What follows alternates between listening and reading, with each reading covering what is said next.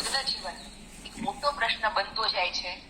Over possessive સ્ત્રીઓ, પ્રેમિકાઓ પણ આવી જાય, પત્નીઓ પણ આવી જાય. આ બધી સ્ત્રીઓ છે ને એ ઇન્સ્ટાગ્રામના વેસ્ટર્ન કલ્ચરથી ઇન્ફ્લુઅન્સ થયેલી છે કે જેમના માટે લગ્ન જીવનનો અર્થ એમ થાય છે કે હું મારો પતિ બે જ, અને ભવિષ્યમાં એમને બાળકો થાય. આવી અત્યારની મોડર્ન સ્ત્રીઓ આપણા ભારતમાં પણ વધતી જાય છે, ગુજરાતમાં પણ વધતી જાય છે. એટલે એમને છે ને લગ્ન થાય ને પછી માત્ર એમના પતિ સાથે લેવા દેવા હોય છે.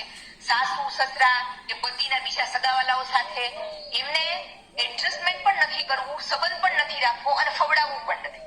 એટલે માત્ર હું ને મારો પતિ બે મોજ મજા કરીએ અને ભવિષ્યમાં મારા બાળકો થાય તો એની સાથે હું જલસા કરું. તો આ એટીટ્યુડના લીધે આજે ઘણા ઘરો તૂટી રહ્યા છે. તમે જ્યારે લગ્ન કરો ત્યારે તમારે પતિ સાથે અને એના ફેમિલીને પણ અપનાવવાનું છે. અને દરેક જગ્યાએ કઈ સાસુ સસરા માથા ભારે નથી હોતા. ઘણી બધી જગ્યાએ ઉલટાનું આજકાલ ઊંધું થઈ રહ્યું છે. સાસુ સસરા સારા હોય છે. આવી માથા ભારે અને માત્ર પતિ સેન્ટર્ડ સ્ત્રીઓના લીધે ઘરો તૂટી રહ્યા છે.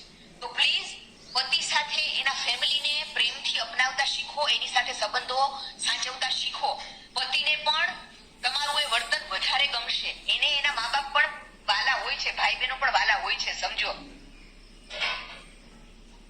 આજના સમયનો લગ્ન જીવન એક મોટો પ્રશ્ન બનતો જાય છે. ઓવર પોઝેસિવ સ્ત્રીઓ, એમાં પ્રેમિકાઓ પણ આવી જાય, પત્નીઓ પણ આવી જાય.